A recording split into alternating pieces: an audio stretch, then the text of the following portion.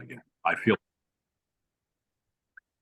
I feel like the invisible man. Hi, everybody. Good morning, good afternoon, good evening around the world. My name is Doug Brunke. I'm the founder and CEO of Global Chamber. And today we have a very special league of opportunities. Not only do we have some speakers who will be sharing some extraordinary information and opportunities and hopefully inspiration as well to all of you, but we also have a very special business matching and connecting that will not only be kicking off today more formally, but you'll be able to connect with people on this call and those who have signed up over the next several days in short meetings to be able to connect for new opportunities. So thank you all for attending today.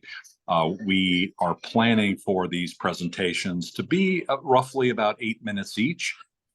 With Q&A, so hopefully we'll have an opportunity to hear from you. When I do open up the floor for Q&A, feel free to raise your hand or just unmic yourself, and we'll go from there. Cesar, before we get going, you've been really instrumental in pulling all of this together. Is there anything that you'd like to say in kicking things off before we get going? Thank you, Doug. Welcome everyone. I'm going to be adding the link to my business match platform that we've been using for the global business matchmaking. And because in case some of you haven't created your profile, just do it while you're in the event, and just start connecting with members. And we're going to have the people from my business matching telling us a little bit more about the specifics, but I'm going to be sharing that link now, so pay attention and start joining and connecting with members. Thank you, Doug. Thank you. I'm going to see if I end up showing up, so sorry for the invisible man approach. Hopefully during our first speaker, I'll get that figured out. Our first speaker is a very special lady, Erica Hartz. She's the Global Partnership Director for Reesmarks Global. Reesmarks, that is, enables companies for rapid international growth. So it's a great fit for Global Chamber by helping with talent acquisition, supporting organizations to be successful in new countries and new regions. And they just have an extraordinary team, not only with Erica in Charlotte, but with their London team and all around the world. I've, Erica, been really inspired by not only the work that you guys have done, but also through your emphasis of diversity, equity, inclusion, and bringing that philosophy to the clients that you work with. So thank you for all that you do. We always enjoy hearing from you. Please go ahead, and you've got about 8 minutes, and hopefully we'll have a little bit of time for a question or two. Erica, the stage is yours. Thank you for coming today. Thank you, Doug. Your introductions always beat out any intro that I could do for my company or myself. So I really appreciate the kind words. And hello, everybody. Just like Doug said, my name is Erica Hartz. I'm the Global Partnership Director with Reesmarks Global. You probably have heard of recruitment firms on past calls, and a lot of people usually have the same reaction of a rolling of the eyes. Nobody wants to work with a recruitment firm. But Reesmarks likes to do things in a little bit of a different way, as our focus is in fact global expansion. So the Global Chamber has been an amazing network to be a part of, just because our day in and day out is helping companies expand to new regions. So I've called on Cesar and Doug numerous times to say, hey, how can I broaden my network with this specific need of our client? Because it can just be like that so often, where our clients are expanding to a new region for the first time, and a request for a transcreation company comes up, and they want our trusted resources to be able to sort of be dialed into the conversation. So we are a global recruitment firm, but we go beyond that. We are an advisory firm of how to properly expand. And through my role as a global partnership director, I'm connected to a lot of different services, industries, software, anything and everything that can help guide that process. So our biggest goal at Reesmarks Global is to be the first stage, the first conversation you have when it comes to global expansion.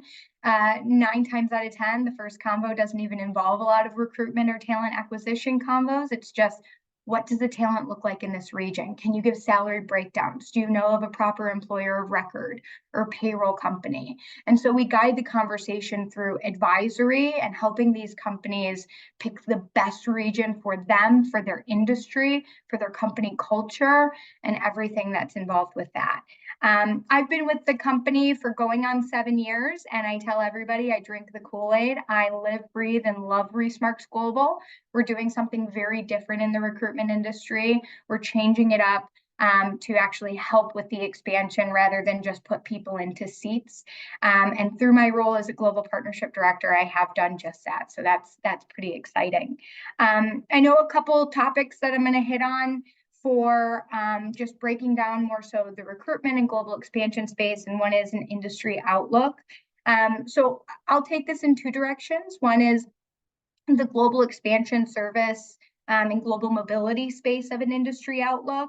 It seems that 2023 was nothing like 2022 and 2021. And I think we're all aware of that. It touched every industry, every company. We all saw a vastly different view on global expansion, where, you know, in 2022, you couldn't stop companies from expanding out and growing into multiple regions. And 2023 was really, well, let's actually rethink this. Let's think about our long-term entity setups. Let's think about expats and immigration and moving some of our existing team, and what can we do with our existing team.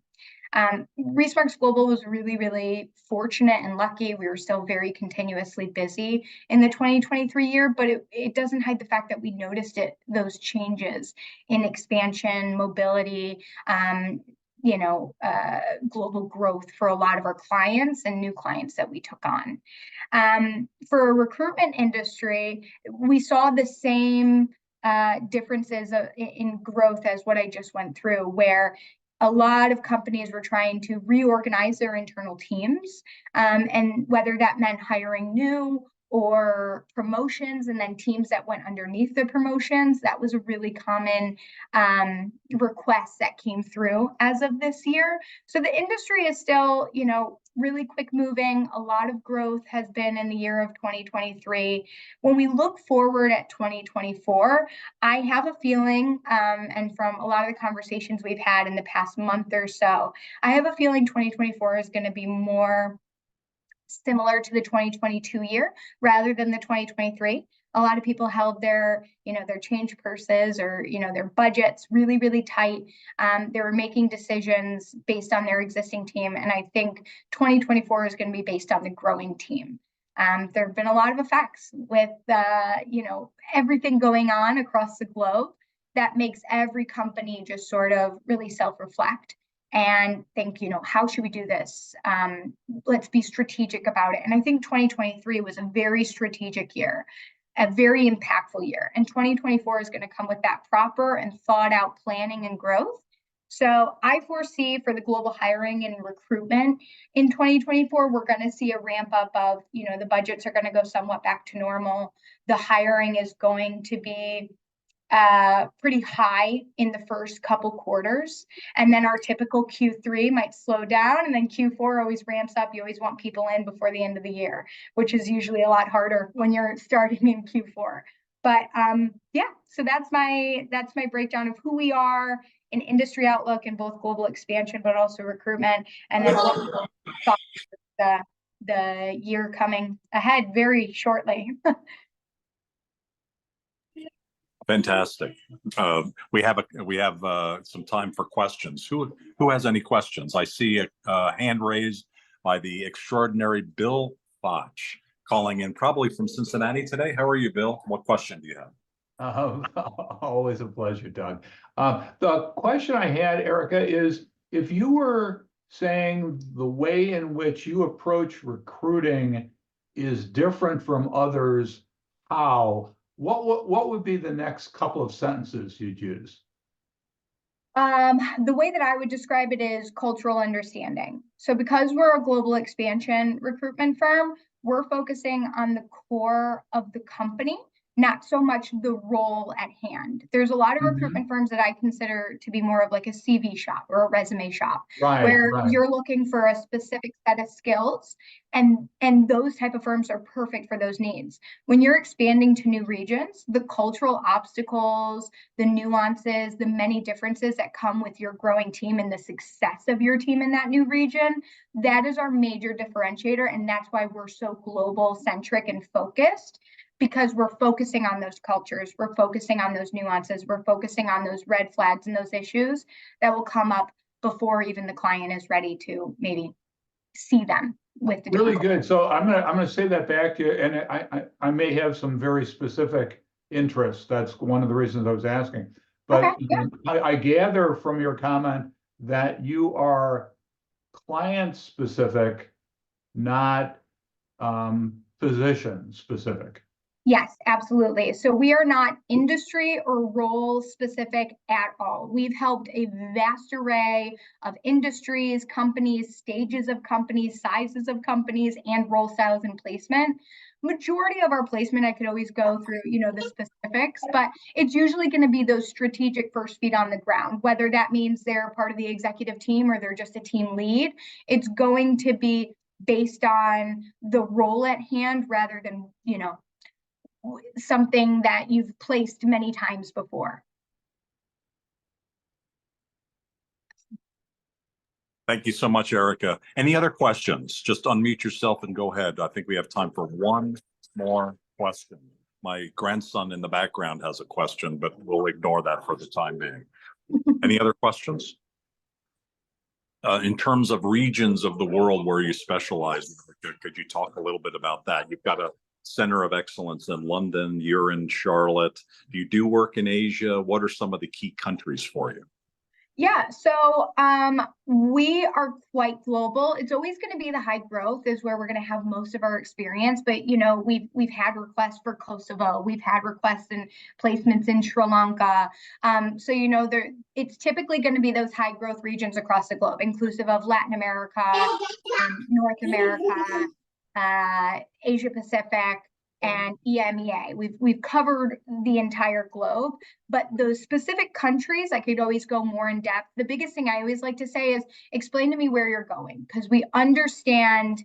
I think we placed in 52 different countries in the most recent years. So we have those specific country breakdowns, but when you're just wondering about a specific country, my team is so suited and experienced with cultures across the globe that we usually have a good understanding, even if it hasn't been a placement in the past 12 months. We usually can help. So I like to say we're completely international, and we can always deep dive with those specific countries if you have questions.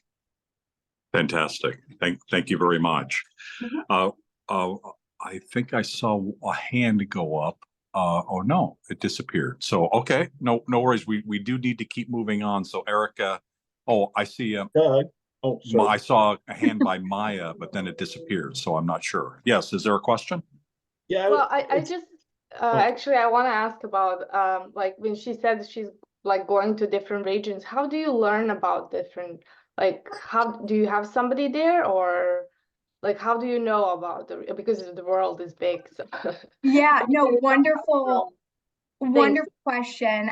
Research takes the approach of we don't need to be local to understand the culture if we have enough experience. And that's why I say, ask me about the specific country, because my experience with Latin America and North America is extremely vast. But, we have our individuals that were born and raised in APAC that might be our specialists for the specific countries across there.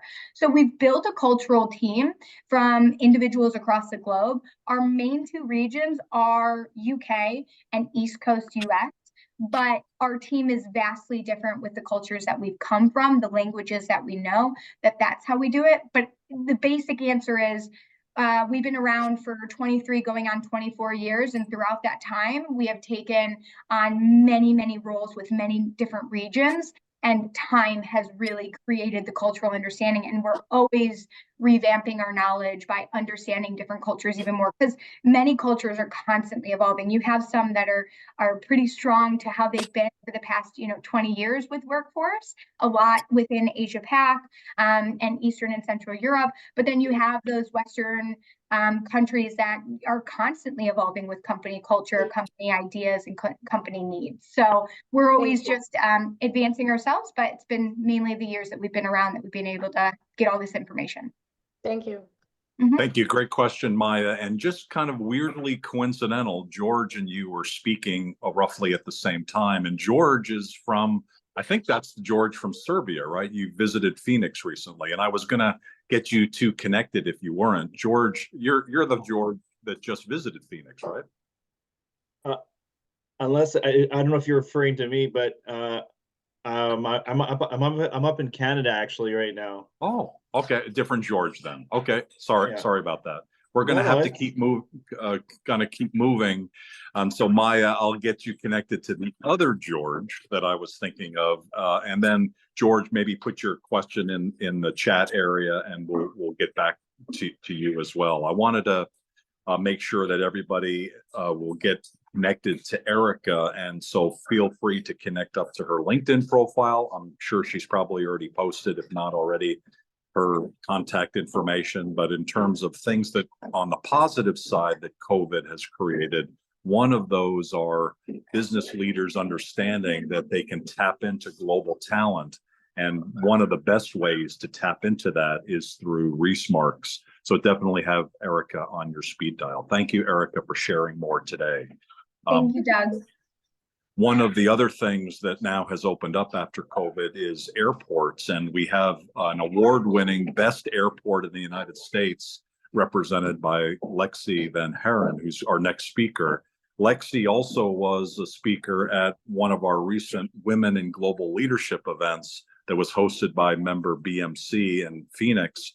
That was extraordinary. It included not only Lexi, but a total of 4 women and 1 man, Shams Hadi of Zorro Sign, all members of Global Chamber. And it included a lady who, through Thunderbird, was the education minister of Afghanistan. She left after the Taliban took over, eventually hoping to get back. She's now living in Dubai. So that was just an amazingly inspirational conversation. And Lexi, thank you for being part of that. You also are inspiring because of all the great work you've done with Sky Harbor Airport. Could you share a little bit more about how amazing that airport is and what you're doing to make it even more global? Well, I completely agree with Erica that Doug's intros definitely beat any intro I've ever been given. So thank you very much for that, Doug. I am, like Doug said, I'm the Air Service Development Manager for Phoenix Sky Harbor International Airport. And Phoenix is the 5th largest city in the US, and we have one of the busiest airports in the world. In fact, Phoenix is home to the busiest 3-runway airport in the world. And so we have been growing in our passenger numbers and our destinations. I have a unique position in that I work with the airlines to expand service. So if you've ever had to get somewhere across the globe and you look at the flight schedules and you're like, why do I have to take 3 different airplanes? Why can't I just fly nonstop there? You might think, who makes that decision? And the person who makes that decision is a team called network planners that work for the airlines. The airlines are, at least in the US, private businesses, and so they make business decisions based on where they can make the most money, and aircraft are movable assets. And a long haul international flight can include an investment of up to $100 million just to break even. So it's a big decision for airlines across the world to start new service. I work for the city of Phoenix. The city of Phoenix owns and operates Phoenix Sky Harbor Airport.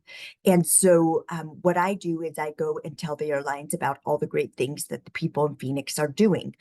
So members of Doug's Global Chamber, all of you who are increasing business in Phoenix and international visitorship in Phoenix, I take those numbers and I go share them with the airlines. I also wanted to share a little bit about Phoenix Sky Harbor. As Doug said, award-winning. We actually were named best airport in the US by the Wall Street Journal. This is the second year in a row, or second time that we've been named best airport in the US. And a lot of that has to do with the fact we're centrally located in the city. You can get to downtown within 10 minutes. We also are operationally efficient and have fewer flight cancellations than most other airports. Of course, a good portion of that is due to our lovely weather. With over 300 days of sunshine, you don't need to shovel that to get the airplane on the runway. We also are a major driver, in fact, the largest economic engine in Arizona. And that's the other thing I just like to share because people don't realize what a massive economic impact airports have. Each year, Phoenix Sky Harbor has an economic impact on the state of Arizona of $38 billion, $38 billion each year. There's 57,000 people who come to work here every day. So it really is a city within a city. And international flights pre-pandemic counted for a $3 billion economic impact. So international air service has a huge positive impact on our community. And that's one of my focuses, is to increase that and share with our airlines everything that's happening in our community. So, so far on track, we are on track to have our busiest year ever. In 2019, we served 46 million passengers. And so far this year, we are on track to beat that number. We've had the most destinations that we've ever had, over 141 nonstop markets that you could fly to directly from Phoenix. And we've also onboarded a couple of airlines. So we've had 2 Canadian airlines that have started, Lynx and Flair. And then we've seen expansion of Mexico service. Our demand and our capacity to Mexico has actually doubled over pre-pandemic numbers.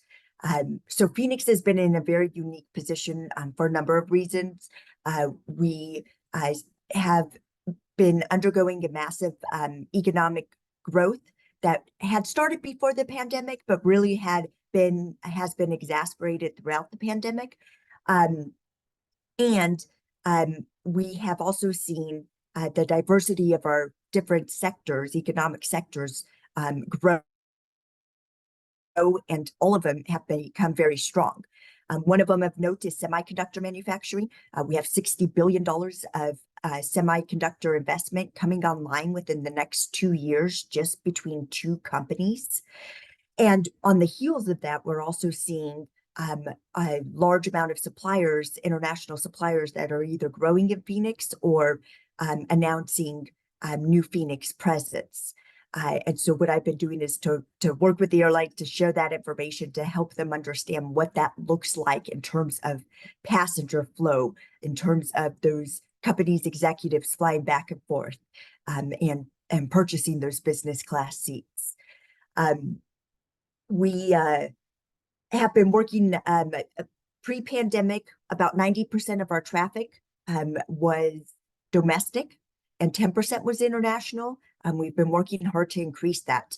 And the reason being is because really in my role, I want to work to so that the airport provides air service, or that the airlines provide air service that matches the needs of our community, so that our residents have more options in the airlines that they choose to fly somewhere, that they're able to do so at economical rates because there's competition on major routes, and that they're able to get where they want to go, especially internationally, and because of all the international growth. So, like I said, we've had some growth in Canada and Mexico, are 2 very important markets.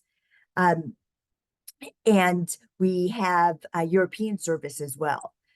So looking ahead to 2024, aviation has been very interesting because worldwide, since the pandemic, since different countries had different restrictions at different times, and they opened and they closed, passenger behavior has varied all across the world. So for instance, in Canada, because of the restrictions, they're about a year behind us aviation wise in terms of recovery, and Canadians traveling as much as they used to. Asia just opened last November, or November 22, fully reopened. And so Asian carriers are still recovering. They had to park aircraft and pilots during the pandemic. And in order to get that all back online, it takes a couple of years. It's a very complicated process. So that being said, yes, there's been different regions that have taken longer and will take longer to recover than others. But then we've also seen just a very strong bounce back. Our European traffic, we were underserved in Europe before, and we continue to be even more so now. And Phoenix, like I said, is in a unique position because of all the investment that's coming online, not just in semiconductor, but also in bioscience and AV and EV. We are seeing growth. And so for 2024, really my goal is to knock some of those underserved destinations off my list.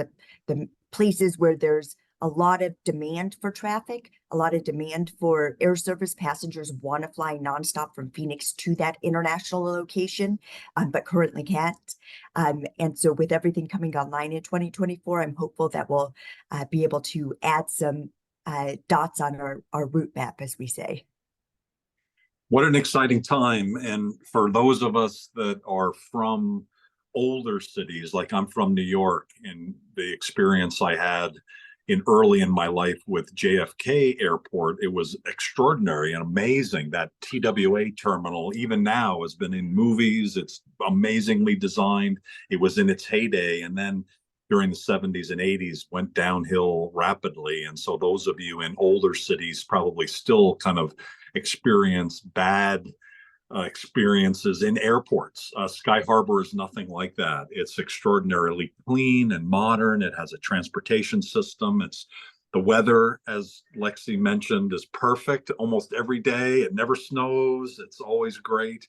And it's one of the great places not only to transfer, but of course stop and do business. And with the semiconductor industry being centered there now through Intel and TSMC, it's an extraordinary place to invest and to do business. Thank you, Lexi, for sharing more, and congratulations on the success that you've had and continued success. Every year, Sky Harbor #1 for sure.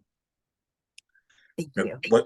Let's move on to the next conversation, which is the business matching. And a lot of the reason why I think many of you are here is to understand better of how that works and to be able to connect up with others. So Cesar, I turn this over to you. And if you could make the right introductions, and let's now have an explanation of how that works. And then we'll come back to a couple introductions of people. Sounds good. Thank you, Doug. And thanks, Erica and Lexi, for your amazing presentations.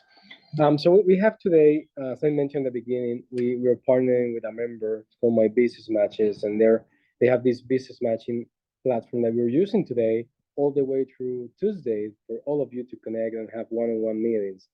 But to tell us a little bit more about the company itself and a little bit more about the tech and how the business is looking for 2024, we have their COO, Carla Gomez, joining us today. So Carla, welcome.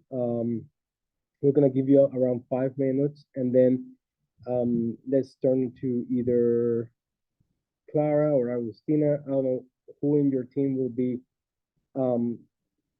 helping us to understand a little bit more the platform. But first with Carla, thank you. Are you there, Carla? Good morning. Yes, I'm here. Good morning, everyone.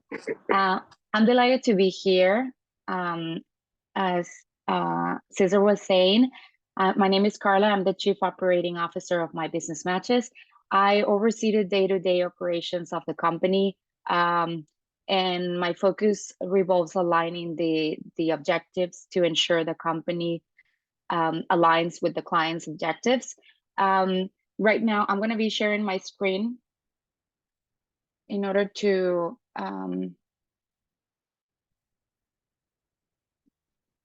give me 1 second. Can anyone see my screen right now? Yes, we can. Okay, perfect. So just to give you a quick background, My Business Matches is headquartered in San Antonio, Texas. We've been doing business in 2012, and the main focus, or the way we started, was connecting businesses with each other. Initially, the idea was to connect buyers with vendors. However, we've been organically growing into making the connections with investors, investee, mentor, protege, pretty much everything that it's able to have a connection, or specifically in business. We've been serving different fields. We've been serving several chambers around the world, federal agencies here in the U.S., as well as export-import agencies, supporting events, virtually, hybrid, and in person. The way we've been doing this is by conducting the matches by a compatibility scoring module. And we allow the event organizers to do the interactions, whether it's a one-on-one meeting or one-to-many. We like to call it networking roundtables, and in different scenarios. As Cesar was explaining, Clara will go over some details explaining or showcasing the platform. However, it's worth to mention all these details about us and the vision that we had for these years, is to be the preferable business matchmaking. We've been learning. Our company is multicultural. We have people in Europe, we have people in South America, as well as in India. So that I will say that will give us a broad knowledge about everything that we've been doing. We like continuous innovation, and we like to focus a lot on our customer service, supporting and impacting the economy, obviously the procurement and the business development objectives. Also, we like to focus in supplier diversity. We've been supporting a lot of corporates in this industry, making sure those small businesses or supplier diversity is met with their requirements. And the solution that we provide, we try to make it very unique. And the efficient business matchmaking that we offer, as I mentioned, with the compatibility scoring module, we utilize with the artificial intelligence, we analyze the amount of information that a person, when they register, instantly prompts to an excellent match according to what the buyer is looking for. So let's say the interaction between a buyer and a supplier is happening in the platform. So we allow the buyer to see how compatible the supplier is to them according to the business opportunities and whatever the event organizer requires to do. So most of the cases is by the business categories. However, we can take it further. It can be by the certification the supplier has, by the revenue, by location. Pretty much we can do whatever the event organizer is requesting to make it a high quality matchmaker. We gather these comprehensive needs from the organizers, and then we make it work. So as far as the products that we offer, besides the event management that we've been streamlining the matchmaking process, we also provide a business intelligence tool, which is a 24/7 platform that allows to make these connections. However, this is more for something big. So for example, a chamber that is looking to have several different events during the year, whether it's a webinar, one-on-one, one-to-many, or networking roundtable, the business intelligence tool is the right platform, the right software as a service to provide in case to make all these connections in different days, different times, specific for specific industries. Let's say that we have one day to focus on construction companies. We allow through the business intelligence tool to make those connections rather than if it's just one event, right? I'm gonna go ahead and provide a little bit more details of the features, the event registration and the management features that we offer. From the event website, participants can access to registration link.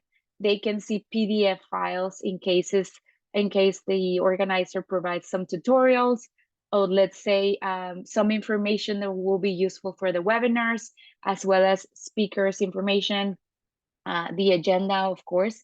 And then we also, once the participants complete their registration, then they have access to see the matchmaking profile, to see the meeting maker, and view the matches they have with other counterparts. They can also export the results in case they want to analyze on a CVS file, if they don't have time to be on the computer, or if you guys are on the go, they can always export the results. The participants, as I mentioned before, we have some criteria that we allow event organizers to create it. So part of this will be the invitations. When participants send invitations to the counterpart, the meeting it can happen, or it can appear on their schedule once the request has been approved. However, we've seen in some scenarios, for example, that the event organizers tell us, you know what, allow everyone to meet each other. If they send a request, it will be automatic. So we can always switch and change the criteria however the organizer requested. We allow this technology to happen without having to download any application. Everything is accessed through our web app, and this cloud-based video technology don't have to be specifically download or on your phone. The portal, since we've been working with several different federal agencies as well as global entities, we do a lot of secure hosting, maintenance, and updates. The IT team is focusing on those details, and we scrutinize those details according to each criteria, as I mentioned. We do some customization, whether it's a different logo, certain colors. We do everything according to the customer branding. As I mentioned, the mobile app, it can be available to view agenda and the matches and compatibility scoring. We do offer an excellent customer support, 9 to 5, and then we allow the clients to have a project management in place. This team allows to have comprehensive reporting details or meetings with our customers, as well as some training before the event happens. So the project manager assist it's imperative when it comes to an event, and we like to focus on that support rather than just have the platform to be static. We love doing the logistics, the planning, everything through a project management. And some of the benefits that I mentioned about the business intelligence tool is obviously having a platform license. You can have unlimited matchmakers or events, even webinars through the versatile platform. This engagement is 24/7. So let's say someone is not available between business hours, but at the same time they want to make a connection, they can always go online, do the meeting maker, and send a request for meeting. Once it's accepted or approval, they can have the connection. The enterprise grade customization options, this includes some Salesforce integration, SSO, as well as FedRAMP, which includes some security data. Okay. So, Carla, thank you. Doug, may I suggest, and Clara, Carla, if you're okay with it, we have discussed to leave the room open at the end of the event for Carla to answer any questions. So I think that's a great idea. Yeah, since Doug has I think we're putting a video and want to make a couple of intros. Let's have Clara at the end of the event, if that's fine. Okay, that's perfect. So right now, just to make it more clear, we can just wrap up and then pass it on to Clara. Is that okay? No, let's wrap up, and then Clara is gonna be towards the end of the event. Once we Oh, gotcha. the event, we're gonna leave her here in the room to answer any questions. Excellent. Okay, and just to wrap up, the way we've been doing this, we try to make it easier or exemplify this by creating the platform that I mentioned, streamline the connections between all of the members. We try to make it more accessible and fruitful for all the small business, large business, and medium business. And as we all know, in-person events are not going away. So we like to focus on the face-to-face interactions. We will be providing this virtually. However, if at any point you like to do some in-person events, that's something that we've been covering for the last 12 years. Leveraging the tech, which Clara is going to explain, will allow us to do those connections, and then making obviously good decision maker. If you have any questions, I'll be happy to answer, and then I'll send on the chat my information on LinkedIn as well. Okay. Thank you very much for your attention. Thank you, Carla, and thank you for the support in today's event. Absolutely. So definitely give the system a try, fill in your profile. One of the things tactically that I learned through the second time in was understanding what we were offering, what I was offering personally, and what I'm looking for, and searching by certain terms like export, import, I think trade I looked for, and finance, and legal, international, the word, and global, those kinds of words. What I found was a lot of the categories were more commodity based, like soybeans and things like that, which weren't necessarily that interesting, relatively speaking, to some of the things I think most of you are normally interested in. So try different search terms in those fields, and I think that'll be also part of the success of matching up with people. And then, of course, look at the people in the meeting today and make a note of who you'd like to connect up with, and you can also search them directly as well. So we'll have, is it Clara at the end who will be able to answer any specific questions? So we've got Carla and Clara. Is that really true that you guys have names like that? That's amazing. Yes. Okay. And do you have Clara somebody will named be doing Carl at the company as well? The explanation of the platform. Okay, fantastic. I think then, Cesar, is it okay then? I see Susan Asadi in the call, and sorry to call on you somewhat coldly, Susan, in the sense of Mel Sanderson, you may have heard, is not here. She's sick, which has two major implications. Number one is she's not able to speak today. She was hoping to send me a video of American Rare Earths, but I didn't get that. And so I don't know if you'd be prepared just a 1 or 2 minute conversation about what they're doing, because I know you work with them, or else I can do it. That's fine. But as long as you're in the call and you've got a minute, would you be able to just to kind of clarify what American Rare Earths does? And by the way, the second thing that's actually even more monumental is that Mel has a holiday party this Sunday, which you likely will have to cancel because she is quite sick. Susan, are you available to say a word or two?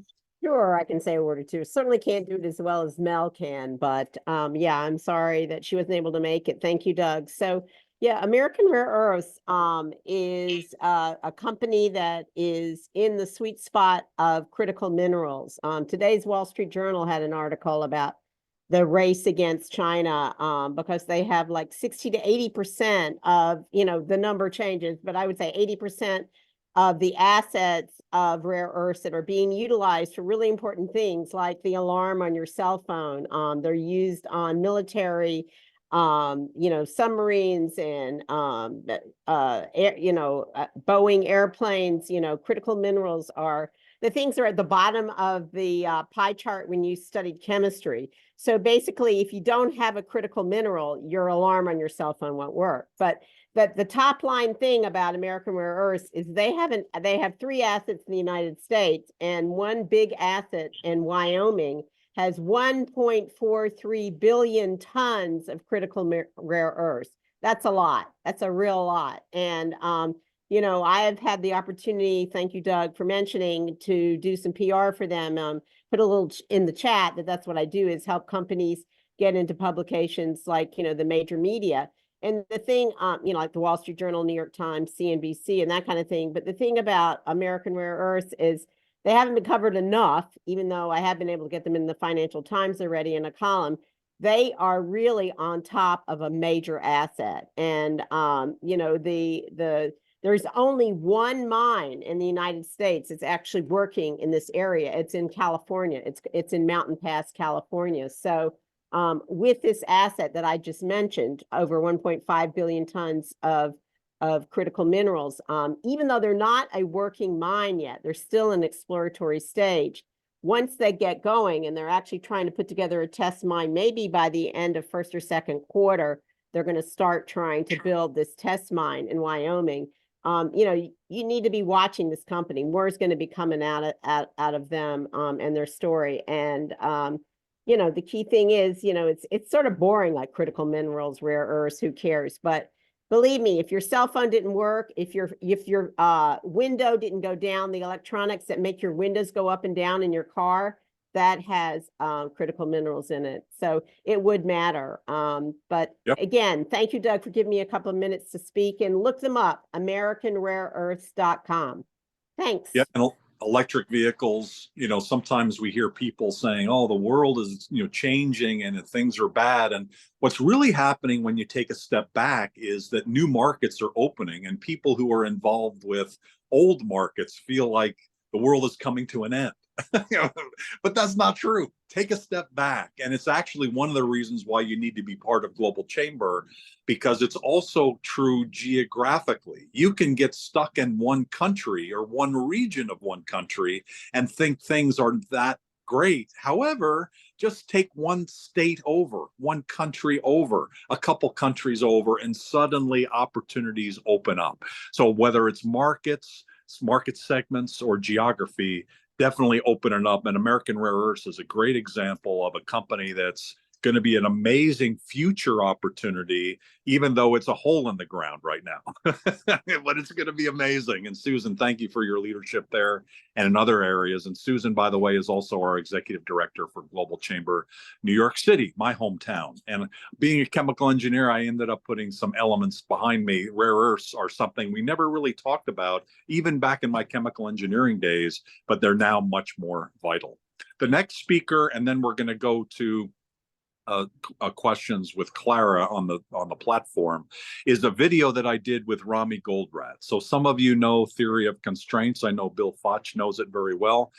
In my life, I've probably met 2 really extraordinary business leaders around business improvement. One was spending a week with W. Edwards Deming before he passed away, the author of the Toyota production system, an extraordinary leader and mind. And also Rami Goldratt, who is the son of Eli Goldratt, who came up with theory of constraints. Rami is now applying theory of constraints in a variety of ways in education and in innovation. And Elisa, could you play the tape? And then that'll bring us to the top of the hour, and then we'll have a few comments at the end.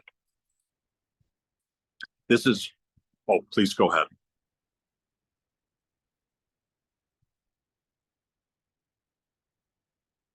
Rami, thank you so much for joining us today. You're the CEO of the Goldratt Group.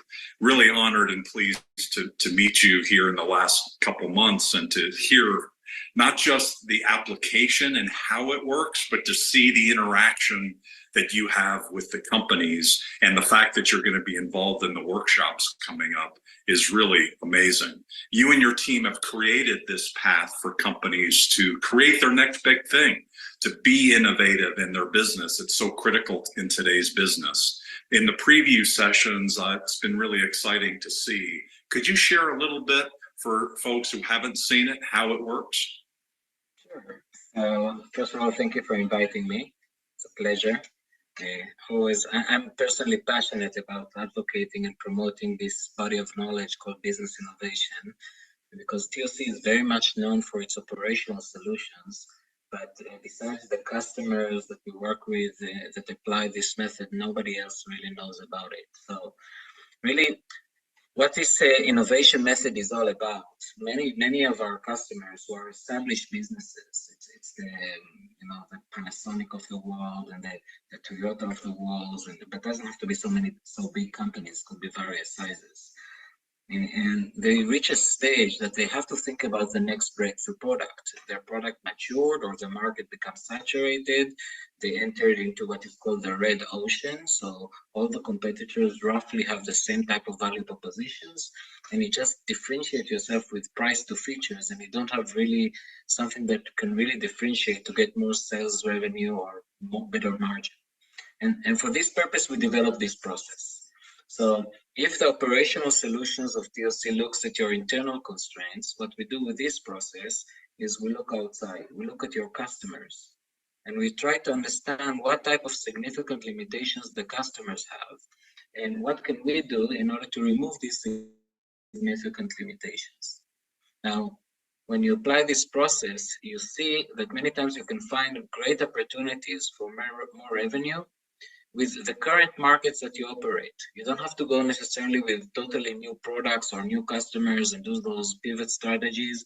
You can, just by changing your point of view and looking at reality through your customers' limitations, you can find a lot of opportunities to give much more value to customers. And this is what the process is all about.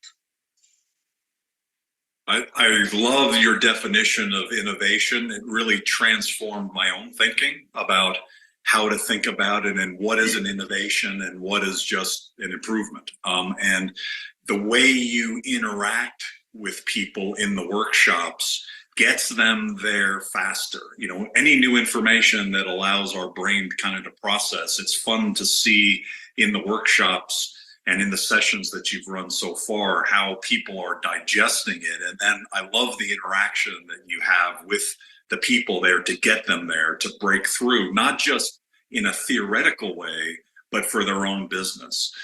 From the successes you've seen already in the innovation using TOC workshops, what should leaders be thinking about as they consider joining the next sessions? So I think the first thing that the leader needs to think about is whether there is a need to really think about the next breakthrough product or service or business model that the company should develop. Is the company stuck in some inertia, and you need to think maybe it's the time now to really work on the next big thing.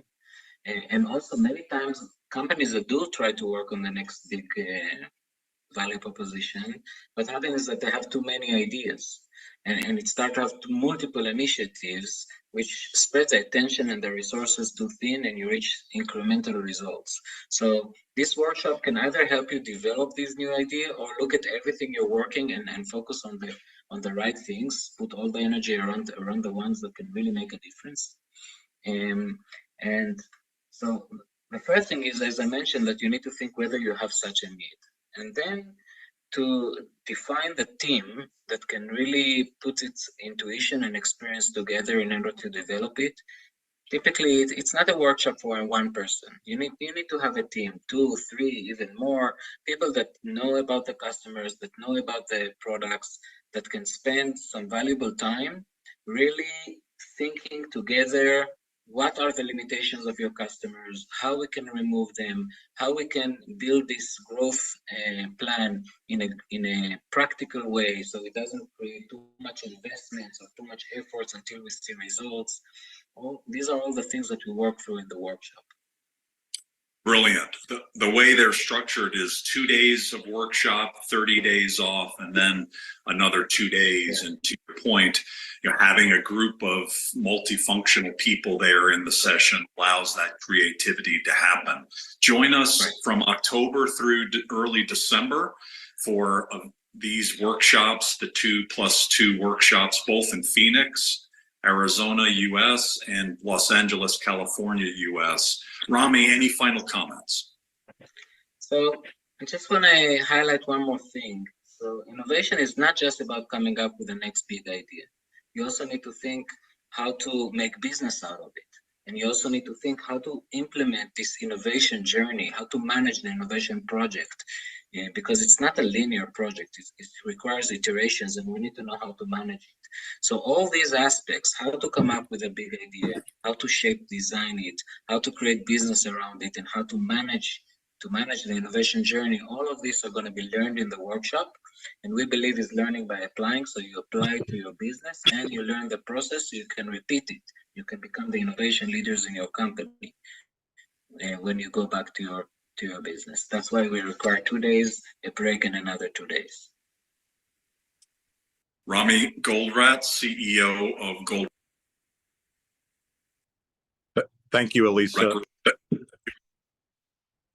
Thank you, Elisa. This is Doug Brunke again. So the next session is February 8th and 9th, March 11th, 12th in Los Angeles. So that's when the next one is. I turn it back over, Cesar, to you and to Clara and to others to wrap up the session.